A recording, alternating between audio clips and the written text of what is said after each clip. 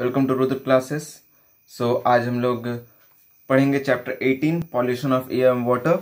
और काफ़ी लंबे टाइम वीडियो आ रहा है तो कोई बात नहीं, कुछ इंटरेस्टिंग सा चीज़ पढ़ेंगे और देखेंगे कि क्या होता है और क्या ऐसे इश्यूज हैं जिनके बारे में हम लोगों को पढ़ना है। देखो, आज के टाइम में वाटर और एयर जो है, या यूं कहें कि वाटर और एयर एक बहुत ही इंपॉर्टेंट सोर्स है। फूड के अलावा हवा के बिना हम लोग एक पल भी नहीं रह सकते हैं, ये आपको पता है।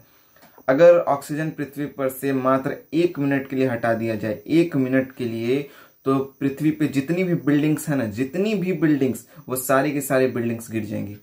ये है ऑक्सीजन का पावर, ये है एयर का पावर। तो एयर हमारे लिए बहुत इंपॉर्टेंट है। इंपॉर्टेंस ऑफ एयर, जब आप बिग वो झूले में झूलते हो, बड़ा झूला जो होता है, ऊपर से जब आप नीचे आते हो, 1 मिनट के लिए सांस अटक जाती है, 1 सेकंड के लिए आप सांस नहीं ले पाते हो। इंपॉर्टेंस ऑफ एयर, वहां है इंपॉर्टेंस ऑफ एयर। तो एयर का इंपॉर्टेंस होना बहुत बहुत ज्यादा मायने रखता है। और अगर एयर पॉल्यूटेड हो, खराब हो, तब अभी जैसे पैंडेमिक सिचुएशन आ रहा है, उससे रिलेटेड अगर बात किया जाए और उससे रिलेटेड इस चैप्टर को पढ़ाया जाए तो काफी कुछ चीजें हम लोग को रिलेट कर सकते हैं। तो आइए शुरू करते हैं। आप सभी का वेलकम है रुद्र क्लासेस में। और आज हम लोग पढ़ेंगे chapter 18 pollution of air and water. Video को पूरा देखिएगा। वीडियो को पूरा देखने के लिए इसलिए बोल रहा हूं क्योंकि इसमें बहुत सारी इंटरेस्टिंग चीजें हैं और बहुत सारे इंटरेस्टिंग टॉपिक्स को मैं कवर भी करूंगा। और मैं जब भी कोई भी चीज बता रहा होता तो एक चीज याद रखना कि बहुत सारी ऐसी चीजें मैं बता देता हूं जिसके बारे में मुझे भी पता नहीं होता है। कभी भी मैं कुछ भी, कोई भी इंटरेस्टिंग चीज इससे रिलेटेड बता सकता हूं। तो वीडियो को लास्ट तक देखो, काफी इंटरेस्टिंग मिलेगा, काफी इंटरेस्टिंग चीजों को जानने के लिए आपको मिलेगा। तो चलिए चैप्टर स्टार्ट करते हैं।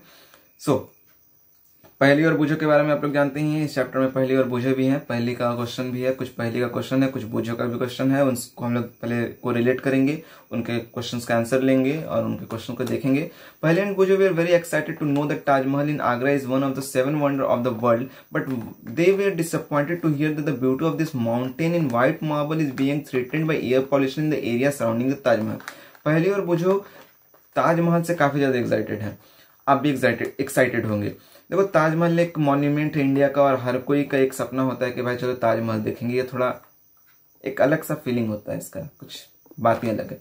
मगर जैसे जैसे समय बीत रहा है और जैसे जैसे सिचुएशन आ रहे हैं, वैसे वैसे ये ताजमहल जो व्हाइट मार्बल था वो धीरे धीरे येलोइश कलर में चेंज होते जा रहा है। ये क्यों हो रहा है? क्योंकि आगरा के आसपास का जो एरिया है ना, वहां पे पॉल्यूशन इतना ज्यादा हो गया है, एयर पॉल्यूशन, जिसकी वजह से ताजमहल पे इम्पैक्ट पड़ रहा है, दिख रहा है। इम्पैक्ट तो सब जगह पड़ रहा है, मगर ताजमहल में ये चीजें दिखाई दे रही हैं। they were eager to know if something can be done to control the air and water pollution। वो जानना चाहते हैं कि क्या कुछ चीजें ऐसी की जा सकती हैं जिसके वजह से वो इस वाटर पॉल्यूशन को या एयर पॉल्यूशन को कंट्रोल कर सकते हैं या नहीं। We are all aware that our environment is not what it used to be. Our elders talk about the clean water and fresh air that was available in their time. Now the media regularly report on the falling quality of the environment. We ourselves feel the impact of the falling quality of air and water in our life. The number of people suffering from disease on the respiratory system, for example, is steadily rising. जैसे कि हमारे elders बताते थे, हमारे mummy papa दादा वगैरह जो भी, वो सुने होंगे कि जो आज का हवा है वो बड़ा गंदा होते जा रहा है, दूषित होते जा रहा है। पहले ऐसा नहीं था। तो आज के टाइम में और पहले के टाइम में क्या अंतर आ गया है? ये अंतर आ गया है कि एयर जो है या वाटर जो है वो खराब होते जा रहा है, वो उसका इम्पैक्ट पड़ रहा है, वो चीजें खराब हो रही हैं, जिसकी वजह से ऐसा देखने को मिलता है। मीडिया इस चीज को दिखाने की कोशिश कर रही है, मीडिया भी इन चीजों को बता रही है, मीडिया भी हर रोज कोशिश करती है छापने के लिए, लेकिन हम लोग क्या करते हैं, वैसे आर्टिकल्स को इग्नोर करके चल देते हैं। लेकिन प्रॉब्लम किसको होगा? हमें और किसी को होना है? नो, किसी और को प्रॉब्लम नहीं होगा। इसकी वजह से बहुत तरह की बीमारियां हो रही है एयर पॉल्यूशन की वजह से, जैसे कि रिस्पायरेटरी सिस्टम। आज ही मुझे पता चला कि मेरी एक बहन को अस्थमा हो गया है। अब सोचो, वो जो है वो ज़्यादा नहीं, 12 to 13, 14 की एज की है और 7 साल की एज में उसको अस्थमा हो गया था, मुझे आज पता चला है। तो कितना ज़्यादा इम्पैक्ट पड़ रहा है, और उस इम्पैक्ट की वजह से झेलना किसको पड़ता है? लोगों को, उसके पेरेंट्स को झेलना पड़ता है, उनके फैमिली को झेलना पड़ता है। तो पॉल्यूशन की वजह से लास्टली किसी ना किसी को झेलना पड़ेगा। और अभी का टाइम में तो आप देख ही रहे हो कि किस तरीके का सिचुएशन हो गया है। देखो, अगर आपको पता करना है कि किसी जगह पे आप रहते हो और उस जगह पे हवा जो है वहां का पॉल्यूशन रेट बढ़ा हुआ है कि घटा हुआ है, ये पता करना है। कैसे पता करोगे? बहुत आसानी से पता कर सकते हैं। कोई बहुत महंगा इक्विपमेंट, कोई भी इक्विपमेंट इस तरह का नहीं, नया चीज नहीं चाहिए। यही नया चीज था जो मैं बोला कि कुछ नया चीज बताऊंगा जरूर। तो ये है, कैसे आप पता करोगे? तो जिस जगह पे आप रह रहे हो, ठंड के टाइम में ये देखना कुआसा गिरता है, वाइट हो जाता है। कुआसा अगर बहुत गहरा होगा, बहुत ज्यादा कुआसा गिर रहा होगा, तो वहां का जो एयर होगा वो ज्यादा पॉल्यूटेड हो चुका होगा। और कुआसा अगर नॉर्मल है, मतलब आपको दिखाई दे रही हैं चीजें, नॉर्मल टाइप का कुआसा है, चीजें दिख रही हैं, कोई आ रहा है जा रहा है वो भी दिख रहा है। लेकिन कुआसा अगर बहुत डीप है, आपको दिखाई नहीं दे रहा है कि उस उधर क्या हो रहा है, रोड से कौन आ रहा है, कौन जा रहा है। कभी कभी क्या होता है, कुआसा इतना ज्यादा है कि ट्रक आ रही है, जैसे गाड़ियां दोनों क्लैश कर जाता है। तो ऐसे सिचुएशन जब होंगे, जब कुआसा ज्यादा होगा, तो इससे ये पता चलता है कि वहां का एयर पॉल्यूशन बढ़ गया है। दिल्ली में एयर बैनर लगे होते हैं, रेटिंग मशीन होता है कि पॉल्यूशन रेटिंग कितना बढ़ा है, कितना घट जाता है। तो वहां पे हर दिन ये शोकेस होता रहता है, मीडिया भी इसको दिखाते रहती है। तो वहां पे तो हम लोग अभी मास्क वगैरह वेयर कर रहे हैं, वहां पे काफी पहले से लोग वेयर करते रहते हैं। बीच बीच में वहां पे बोला भी जाता है कि मास्क पहनिए, मास्क पहनिए। क्यों? क्योंकि वहां का पॉल्यूशन काफी ज्यादा खराब हो गया है, एयर काफी ज्यादा खराब हो गया है। अब we should to imagine a time when clean air and water may no longer be available. You have learned about the importance of air and water in your previous classes. In this chapter, we will study about the harmful change taking place in our surrounding and the effect of our life. हम लोगों ने ये सोचा भी नहीं है कि आने वाले टाइम में, या अगर आप सोच के भी देखो कि आने वाले टाइम में एयर और वाटर का पॉल्यूशन अगर इसी रेटिंग के हिसाब से बढ़ते रहेगा तो क्या से क्या इम्पैक्ट हो जाएगा। हो सकता है कल को आने वाले टाइम में हम लोग ऑक्सीजन सिलेंडर लेकर पीठ पर घूम रहे हो और नाक में लगा के ऑक्सीजन सिलेंडर चल रहे हो इधर उधर। ऐसा सिचुएशन आ सकता है, और होने वाले टाइम में हो भी सकता है अगर जिस तरीके का हम लोग इन्वायरमेंट रख रहे हैं। इस पैंडेमिक में काफी ज्यादा हील हुआ है हमारा ओजोन लेयर। हील होने की वजह से हम लोगों को काफी बेनिफिट भी हुआ है। लॉकडाउन खराब नहीं है, लॉकडाउन एक अच्छा चीज रहा है अगर इस पॉजिटिव वे में देखा जाए तो। लोग नेगेटिव वे पॉजिटिव वे दोनों देखते हैं, हम लोग को कोशिश करना चाहिए कि हमेशा पॉजिटिव वे पे देखें। पॉजिटिव चीजों पे फोकस करोगे, नेगेटिव चीजें ऑटोमेटिकली निगलेक्ट हो जाएंगी। तो इस चैप्टर, पहले के चैप्टर में भी आप लोगों ने पढ़ा होगा पॉल्यूशन से रिलेटेड, लेकिन इस चैप्टर में हम लोग पढ़ेंगे हार्मफुल चेंज क्या क्या आ रहे हैं सराउंडिंग में, और ये किस तरीके से हमारे लाइफ को इफेक्ट पहुंचा रहे हैं। सबसे पहले बात करते हैं air pollution. We can survive for some time without food. बिना खाने के तो हम लोग कुछ दिन सर्वाइव कर सकते हैं। We can not survive even for a few minute without air. लेकिन अगर थोड़ी देर के लिए हवा ना मिले तो सर्वाइव करना पॉसिबल नहीं है। This simple fact tell us how important clean air is to us. ये छोटा सा फैक्ट हमें बताता है कि हवा हमारे लिए कितना इंपॉर्टेंट है और कितना ज्यादा हमें जरूरत है इसकी। अब कि एयर जो ये मिक्सचर ऑफ गैसेस, इसमें बहुत सारे गैसेस मौजूद हैं, जिसमें कि तकरीबन 78% नाइट्रोजन है, 21% ऑक्सीजन है जो हम लोग लेते हैं, कार्बन डाइऑक्साइड मौजूद है, आर्गन, मिथेन, ओजोन, ये सारे गैसेस भी अवेलेबल हैं। कार्बन डाइऑक्साइड CO2 हो गया, आर्गन AR हो गया, मिथेन का फॉर्मूला होता है, ओजोन का फॉर्मूला होता है, ओजोन का O3 हो गया। ये सारे जो हैं ये अवेलेबल होते हैं हमारे एयर में, बहुत ही थोड़े थोड़े मात्रा में ये सारे गैसेस अवेलेबल होते हैं। ठीक है, तो यहाँ पे एक एक्टिविटी दिया हुआ है, अ पार्क और बिजी रोड रेसिडेंशियल एरिया। इस तरीके के एरिया को देखिए।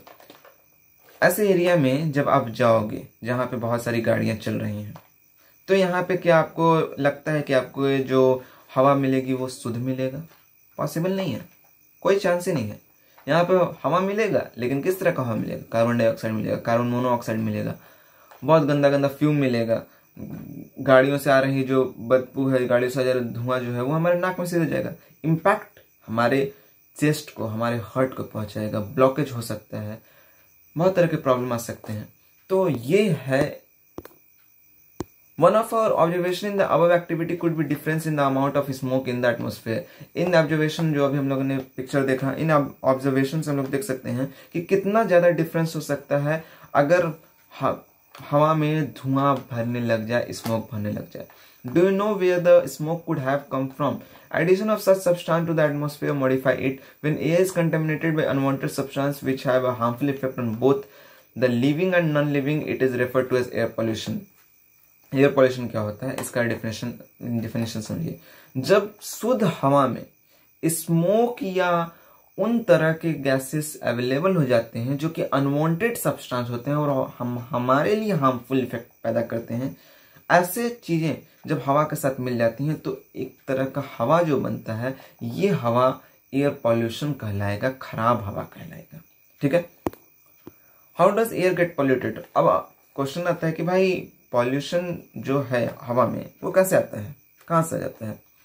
The substance which contaminated the air are called air pollutant. वो सब्सटेंस जिसके वजह से हवा खराब हो जाता है, एयर खराब हो जाता है, इसको एयर पॉल्यूटेंट बोलते हैं. समटाइम्स सच सब्सटेंस में come from natural source like smoke and dust arising from forest fire और वोल्केनिक इरप्शन.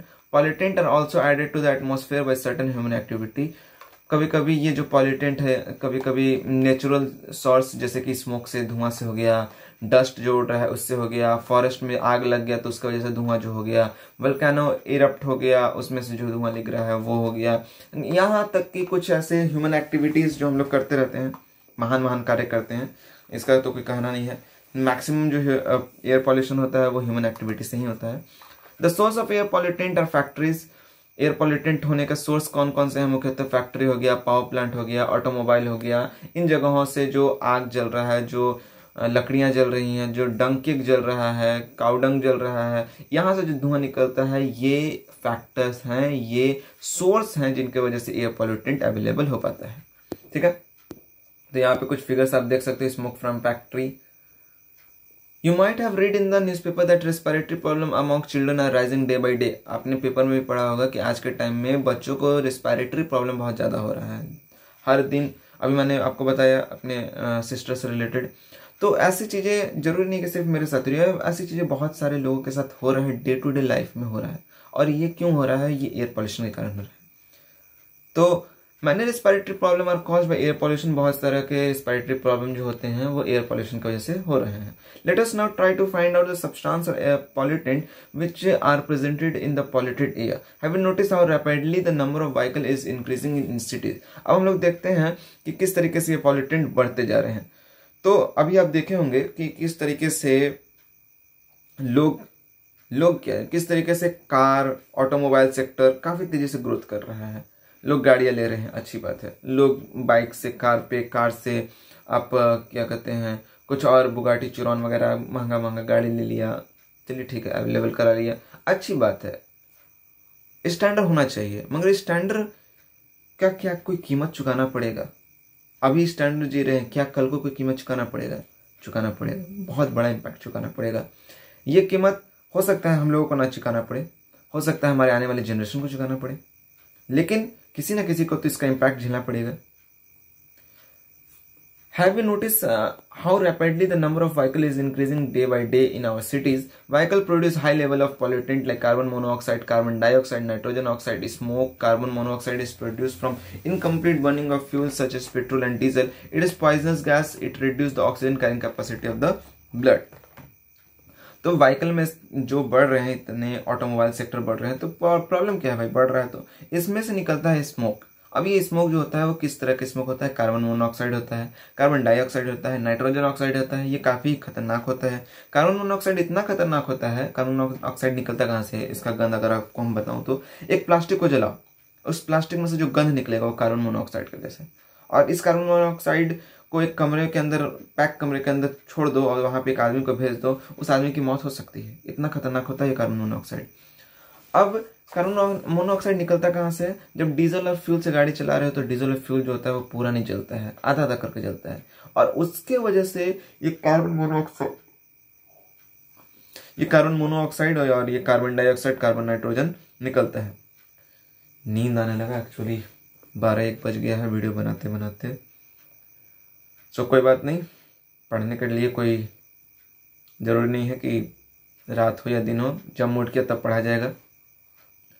तो ये काफ़ी पॉइजनस गैस होते हैं और इनसे प्रॉब्लम क्या होता है, ये ऑक्सीजन कैरिंग कैपेसिटी, मतलब हमारे अंदर जो ऑक्सीजन को कैरी करने का कैपेसिटी होता है ब्लड में, खून में ऑक्सीजन को पकड़ने की क्षमता होती है, कैपेसिटी होती है, उसको कम करने लगता है।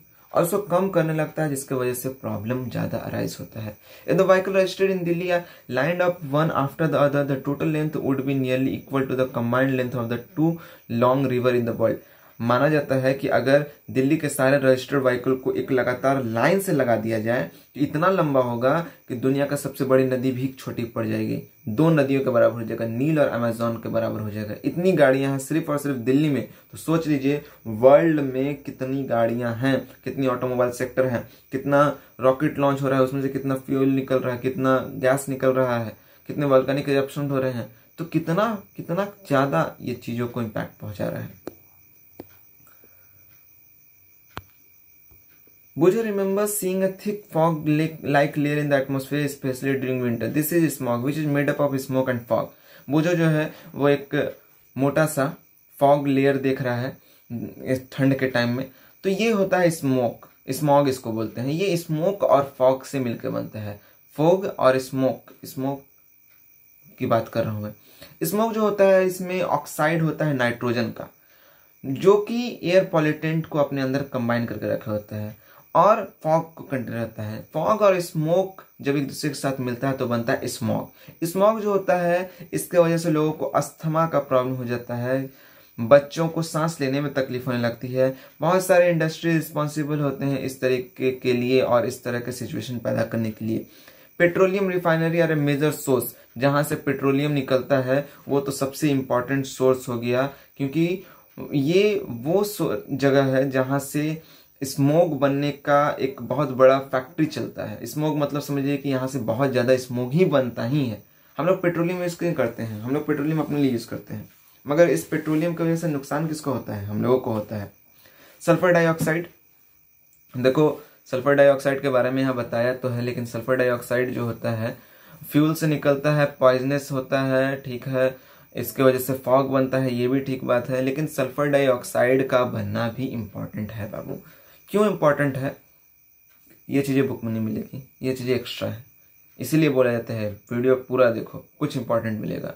क्यों इंपॉर्टेंट होता है सल्फर डाइऑक्साइड जो होता है, सल्फर जो होता है वो गैस इंपॉर्टेंट होता है नाइट्रोजन को नाइट्राइट और नाइट्रेट बनाने के लिए। अब ये नाइट्राइट और नाइट्रेट क्या है, नाइट्राइट और नाइट्रेट वो कंपाउंड है जो प्लांट को चाहिए होता है ताकि वो खाना बना सके, सस्टेन कर सके और ऑक्सीजन पैदा कर सके। तो वोल्केनिक इरप्शन होना भी जरूरी है। सल्फर डाइऑक्साइड खतरनाक है, लेकिन कहीं कहीं पे इसकी वैल्यू भी है। It can cause respiratory problem, इसकी वजह से रेस्पिरेटरी प्रॉब्लम भी होते हैं। कभी कभी तो लंग पूरी की पूरी तरह से खराब हो सकती है। आपने इन चीज़ों के बारे में चैप्टर 5 में भी पढ़ा होगा, जहां मैंने फॉसिल्स फ्यूल के बारे में बताया, वहां पे मैंने इन चीज़ों के बारे में डिस्क्राइब किया है। अगर आपने नहीं पढ़ा है तो आप वहां रुद्र क्लासेस के चैनल में जा सकते हो, वहाँ प्लेलिस्ट में क्लास 8 का प्लेलिस्ट है, उसमें साइंस का दिया हुआ है। साइंस का जितना भी चैप्टर तक पढ़ाया गया है वो सारा वहाँ पे अवेलेबल है, वहाँ से आप देख सकते हो। जो चैप्टर आपने नहीं देखा है उन चैप्टर को एक बार थोड़ा सा रिमाइंड कर सकते हो। Other kind of pollutant are chlorofluorocarbon. CFC एक अलग तरह का क्लोरोफ्लोरोकार्बन है। ये क्लोरोफ्लोरोकार्बन आपको आम मराठी जिंदगी में मिलता है और आप इसका इस्तेमाल बहुत ही ज्यादा करते हो। कब करते हो, गर्मियों के टाइम में। रेफ्रिजरेटर हो गया, AC हो गया। AC और रेफ्रिजरेटर ठंडा करता है, कहाँ से करता है, अपने अपने होने लगता है, नहीं, ये होता है क्लोरोफ्लोरोकार्बन की वजह से। क्लोरोफ्लोरोकार्बन क्या करता है, वो ठंडापन पैदा करता है। CFC जो होता है वो ओजोन लेयर को डिप्लीट करता है, जो हमारा एटमॉस्फेयर में ओजोन लेयर है, जो कि हमें अल्ट्रावायलेट रेज से बचाता है, सूर्य की पराबैंगनी किरणों से बचाता है, उनको बर्बाद करने के लिए CFC होता है। और हम लोग धड़ल्ले से AC लगवाते हैं, अपने घर में रेफ्रिजरेटर रखते हैं, तो इसकी वजह से नुकसान किसको होता है, ओजोन लेयर को। ओजोन लेयर को नुकसान होगा तो किसको नुकसान होगा, हमें, क्योंकि अल्ट्रावायलेट रेज हमारे शरीर पे पड़ेगा, हमारे स्किन पे पड़ेगा, हम उसकी वजह से स्किन कैंसर, स्किन डिजीज, अलग अलग तरह की बीमारियां हो सकती है। Recall that the ozone layer protect us from harmful ultraviolet रे। ओजोन लेयर हमें मदद किस चीज से करता है, अल्ट्रावायलेट रे जो कि सूरज से आती हैं। क्या आपको पता है तकरीबन 0.1% सूरज की रोशनी ही मात्र हमारे पृथ्वी पे पहुंच पाती है। 12% रोशनी, 12% से मतलब अधिक, या यूं कहें कि टोटल में 0.1% के आसपास इस सूरज की रोशनी हमारे पृथ्वी तक पहुंच पाती है। बाकी का जितना है वो ओजोन डिप्लीट कर लेता है, एब्जॉर्ब कर लेता है, नहीं तो उसको बाहर फेंक देता है वापस।